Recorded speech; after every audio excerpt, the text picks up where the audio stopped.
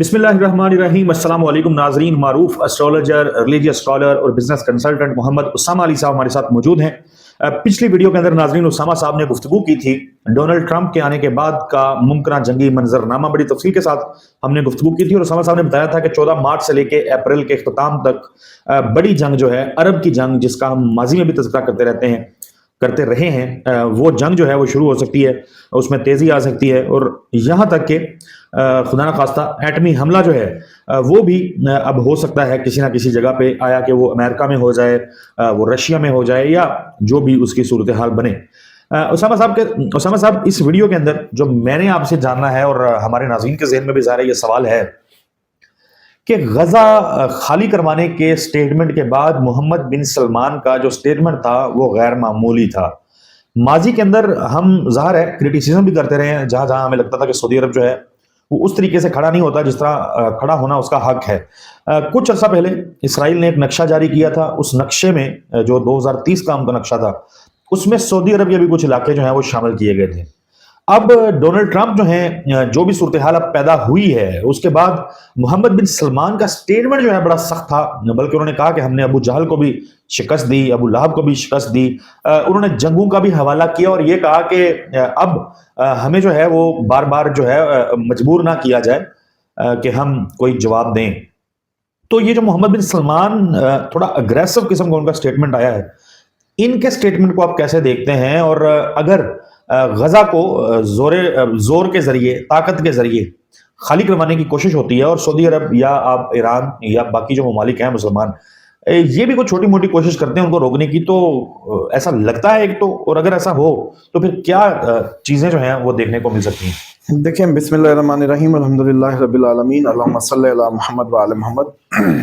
देखिए, इसमें जो ऐसा महसूस हो रहा है कि जितनी एंड ऑफ टाइम्स की जो कई रिवायात मौजूद हैं, जो प्रेडिक्शंस हैं इस्लामिकली, वो तो हमारी एस्ट्रोलॉजी से तो बहुत बार की बातें हैं। मतलब एस्ट्रोलॉजी की एक लिमिट है, एस्ट्रोलॉजी जस्ट डाटा साइंस है। एस्ट्रोलॉजी माजी के हुए इवेंट्स तक बात कर सकती है, नई बातें नहीं कर सकती, कॉन्फिडेंटली नहीं कर सकती, या नक्शे बनाने में नाकाम है। लेकिन ये जो मैं समझता हूँ कि नबी पाक सल्लल्लाहु अलैहि वसल्लम की तरफ से हमें जो प्रेडिक्शंस दी गई हैं और जो रिवायात मौजूद हैं आखिरी वक्त के मुतल्लिक, उसका जो मंजर है वो बनता नज़र आ रहा है। उसमें अरबों का एक बहुत बड़ी जंग में चले जाना। और आप ये देखें कि आज से 6 माह पहले कोई नहीं सोच सकता था कि सऊदीया पर वोक होगा। ईरान पर वोक था, आपका लबनान पर वोक था, शाम पर वोक था, हौसी यमन पर वोक था।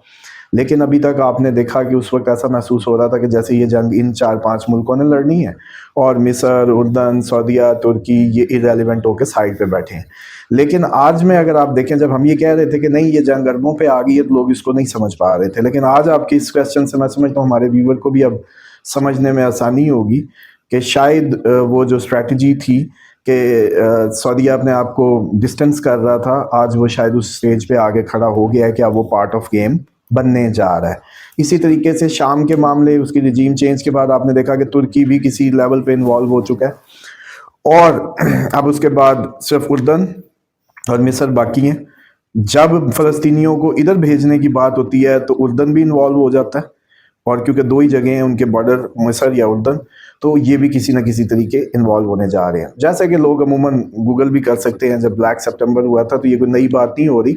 25,000 फ़लस्तीनी या इससे भी ज़्यादा तादाद ने उर्दन में ही पनाह ली हुई थी, जब उर्दन के बादशाह ने उनको वहाँ से रिमूव किया और उन्होंने अमेरिकन तैयारा हाईजैक किया, और वो सारा गूगल पर मौजूद है। ब्लैक सितंबर अगर लोग लिखेंगे तो आ जाएगा। तो इसी तरीके से देखें कि ये जो भी सारी चीज़ें हैं, एक्चुअली इस सारे खित्ते को किसी न किसी तरीके इस जंग में इन्वॉल्व होना ही होना है।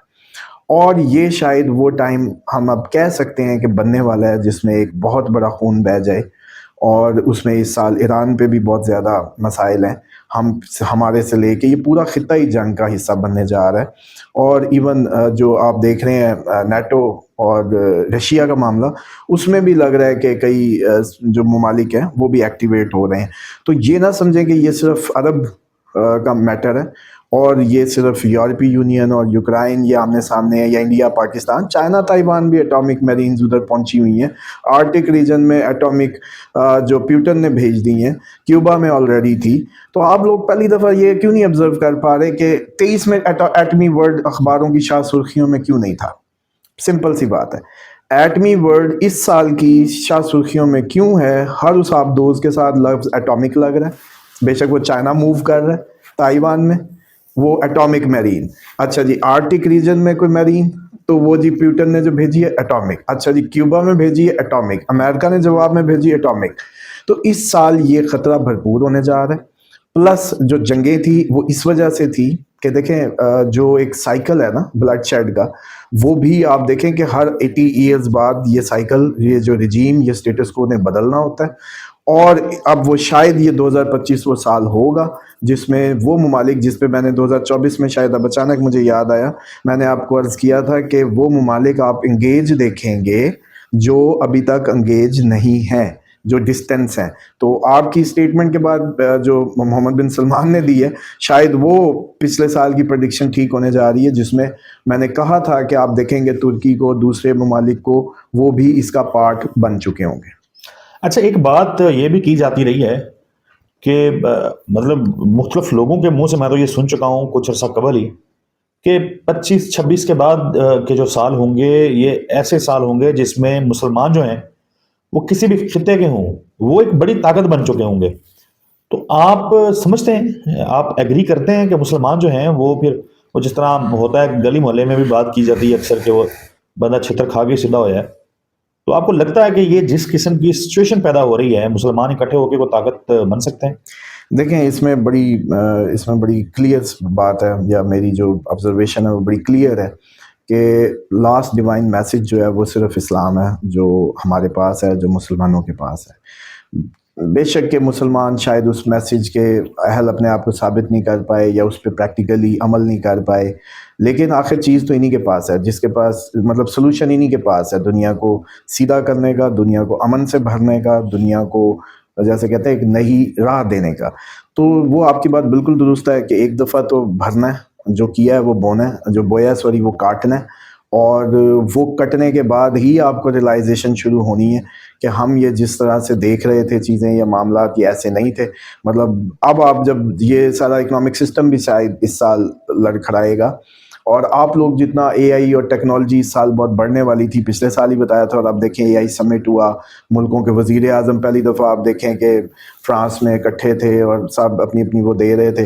ہونے کیا جا رہا ہے؟ مطلب اس کا مطلب ہے آپ لوگ یا تو ہیومن گروتھ میں ناکام ہوئے، آپ اپنی کیپیبلٹیز، ہیومن کیپیبلٹیز کو بڑھانے میں ناکام ہوئے، تو اسی لیے آپ کو اب روبوٹس چاہیے یا اے آئی چاہیے. دنیا آپ کی، رہنا آپ نے ہے، اور آپ اپنا کام کسی اور کے ذمہ دے رہے ہیں. اس کا مطلب ہے آپ اپنی نااہلی کو مان رہے ہیں. اچھا ہم تھرڈ ورلڈ کو تو چھوڑ دیں، ڈیولپڈ کنٹری بھی اس کا مطلب ہے کہ ہیومن جو سمجھ لیں کہ کیپیبلٹیز ہیں یا ہیومن کی جو گروتھ ہے اس میں ناممکن ہو گئے، کہ ان کو اب رہنا انسان نے ہے اور انتظام روبوٹ کے لیے ہو رہا ہے.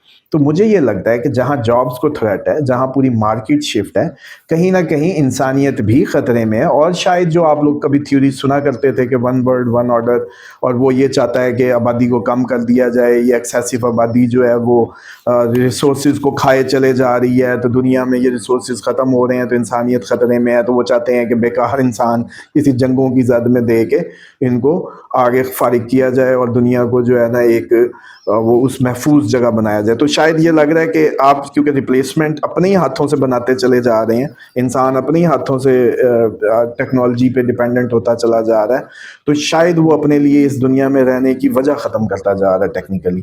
اور میں اپنے ذاتی ایکسپیرینس سے ایز اے ایسٹرالوجر آپ کو بتاؤں کہ میں نے یہ آبزرو کیا ہے کہ کوئی بھی شخص بیمار، کئی لوگ ہوتے ہیں، لیکن جس شخص کو کافی عرصہ آپ دیکھیں نا کہ جاب نہیں کر رہا، فیملی میں بھی کوئی رول پلے نہیں کر رہا، پروڈکٹیو نہیں رہا، وہ جلدی چلا جاتا ہے. وہ بے شک 30 سال کا ہو، وہ بے شک 35 سال کا ہو، آپ کے ینگ کزنز گئے ہوں گے، آپ کے ینگ فیملی ممبرز گئے ہوں گے، اپنے ارد گرد دیکھ لیں.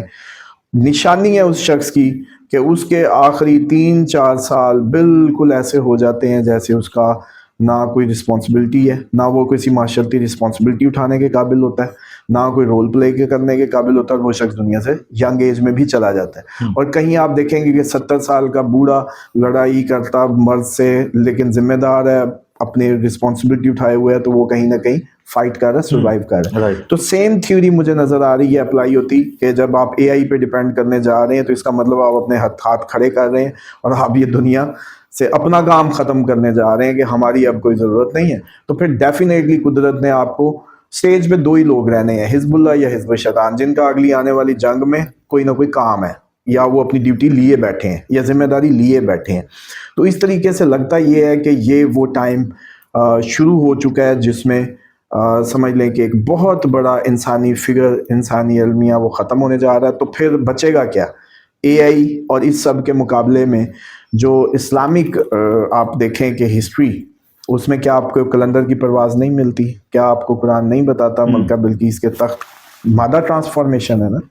اچھا، اسی طریقے سے مولا علی کا جنگ خیبر میں آنا اور چاند کے 2 ٹکڑے سے لے کے، وہ تو ہمارے پیغمبر پاک نبی پاک صلی اللہ علیہ وآلہ وسلم کے معجزات کے علاوہ جو اولیاء اور صحابہ اور اہل بیت کی جو کرامات ہیں، وہ اگر آپ دیکھیں observe کریں تو وہ لگتا ہے کہ وہ اے آئی کے مقابلے میں جیسے کہتے ہیں نا کہ واحد یہی ہوں گے جن کے پاس یہ اسٹرینتھ ہوگی. مثال کے طور پہ جو امام مہدی علیہ السلام نے جب مکہ میں ظہور کرنا ہے تو ان کے جو 313 ہوں گے وہ ان کے متعلق روایات میں کہ بادلوں پہ سفر کرتے آئیں گے.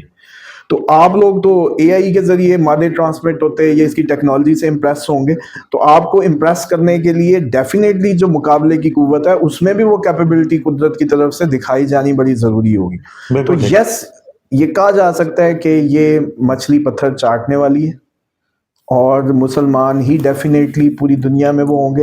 اور ٹیکنیکلی مسلمان، کرسچن، یا یہ تو کرسچینٹی تو حضرت عیسیٰ کا بھی ظہور پھر ڈیفینیٹلی ساتھ کنیکٹیڈ ہے، تو عیسائی اور مسلمان تو ایک ہی بات ہو گئی. لیکن اب آپ آ جائیں کہ کیا یہ سارا مسلمان اور یہ سارا عیسائی؟ تو نہیں، اس کا ایک بہت تھوڑا سا طبقہ ہوگا، وہ پریکٹیکل کرسچن، وہ پریکٹیکل مسلم جو کہیں نہ کہیں جڑا ہوا ہے، وہ ڈیفینیٹلی سمجھائے گا. Very clear. اسامہ صاحب، میں ظاہر ناظرین نے بھی اپنے چیزیں اخذ کی ہوں گی آپ کی گفتگو سے. ایک، جس طرح آپ نے کہا کہ مچھلی پتھر چاٹنے والی ہے، دنیا بھر کے مسلمان جو ہیں وہ مسلمان، پریکٹسنگ مسلمان، وہ ایک ہو جائیں گے. نبی پاک صلی اللہ علیہ وسلم نے جو بھی ان کی روایات کے ذریعے ہمیں معلوم پڑتا تھا کہ یہ منظرنامہ ہوگا، اب وہ منظرنامہ بنتا دکھائی دے رہا ہے. اسامہ صاحب، بہت شکریہ آپ کے قیمتی وقت کے لیے. ناظرین، اسامہ صاحب کا کانٹیکٹ نمبر ہماری اسکرین کے اوپر ہے. اس کے علاوہ بھی مزید آپ کچھ جاننا چاہیں تو اسامہ صاحب سے واٹس ایپ کے اوپر اس نمبر کے اوپر آپ کانٹیکٹ کر سکتے ہیں. ہمیں دعا میں یاد رکھیے. انشاءاللہ اگلی ویڈیو میں ملاقات ہوگی. تب تک کے لیے اللہ حافظ.